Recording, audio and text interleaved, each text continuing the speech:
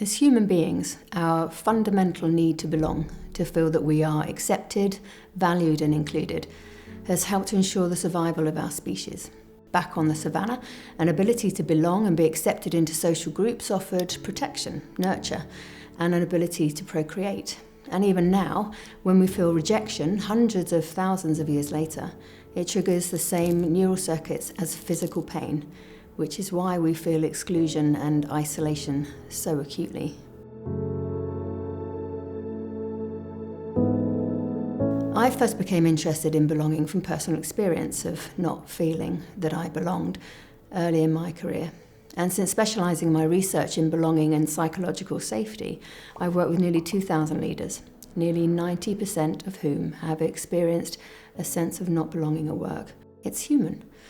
We all have the psychological need to feel included, heard and valued, to feel we belong. And when this need is met, our sense of self is stronger, as is our ability to add value and contribute to the workplace. But when it's not met, it impacts our very sense of who we are, compromising our self-esteem, leading us to withdraw, disengage, and at times leave the workplace altogether. So what can leaders and organisations do about it? Well, 1, keep an active awareness of the people who are at high risk of feeling different. New people, those on smaller teams, the lone woman in a team of men, even someone who's just had a setback and may be wrestling self-doubt. It's easy to miss these moments, so staying alive to them means you can be proactive about helping.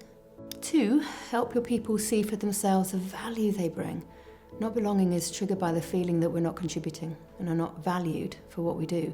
So help your people identify their strengths and value, and then crucially, give them the autonomy to shape their role around that. 3, create opportunities for people to collaborate, socialise and find commonalities with each other. Quality relationships involving empathy and understanding support our sense of belonging and help us to recognise those things we have in common. Because it's all too easy to focus on what makes us different. Which leads me to 4. Prioritise psychological safety and inclusivity in your workplace culture. Belonging isn't possible otherwise. Here, leaders can have a significant impact by inviting and acting upon ideas from everyone in the team and by encouraging a mindset of openness to different perspectives.